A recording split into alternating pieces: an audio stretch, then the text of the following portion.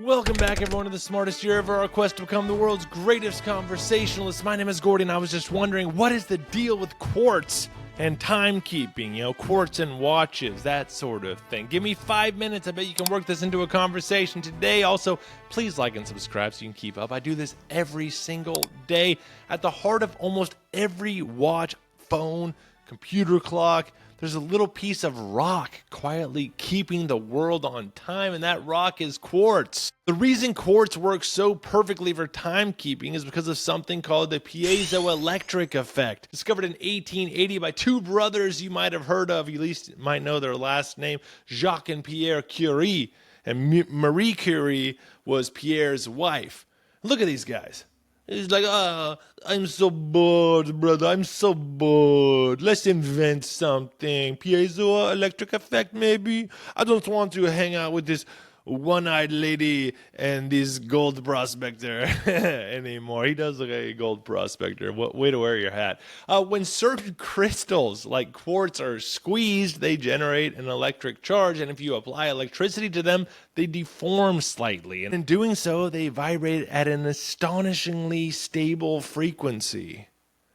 And that frequency doesn't drift much with temperature, pressure, or age, which makes quartz ideal for timekeeping. It's like a little nature-built microscopic tuning fork that just hums forever.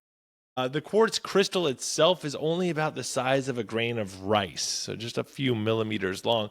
But that tiny sliver of rock keeps time to within a few seconds per month. When cut just right, a small quartz crystal vibrates at exactly 32,768 times per second, which conveniently is 2 to the 15th power. And that makes it easy for a digital circuit to divide those vibrations down to one precise tick per second. You know, you just have to divide the signal by 2 15 times in a row, each step having the frequency, if that makes sense. And this is the secret of the quartz watch. Instead of counting years, it counts vibrations. And this is the first quartz clock. It was built in 1927 by Warren Marison and J.W. Horton at Bell Telephone Laboratories. It was a lab-sized device at the time that ran on vacuum tubes, but it proved quartz could outperform any mechanical pendulum ever made.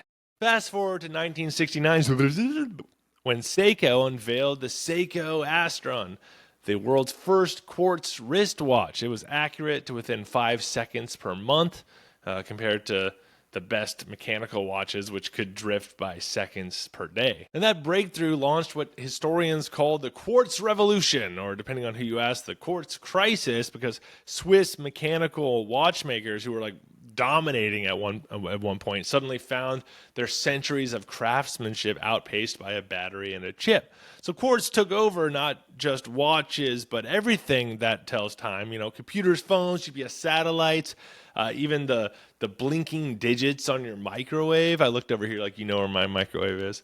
But it's the most common oscillator on Earth, tiny slivers of rock humming at 32,768 hertz, running the modern world like a crystal heartbeat. And most of the world's quartz for watches and electronics comes from synthesized crystals grown in labs these days, usually in Japan, the United States, and China, though the natural quartz that they're modeled after is mined in countries like Brazil, Madagascar, and actually the United States. So why quartz specifically, though? Other materials like Rochelle salt and tourmaline also have piezoelectric properties, but they're fragile, expensive, or unstable. Quartz, on the other hand, is abundant, it's cheap, and it's nearly indestructible. It's easy to cut into resonators that hold their shape for decades, and because it's chemically inert as well, it doesn't corrode or change frequency over time. So, there you have it.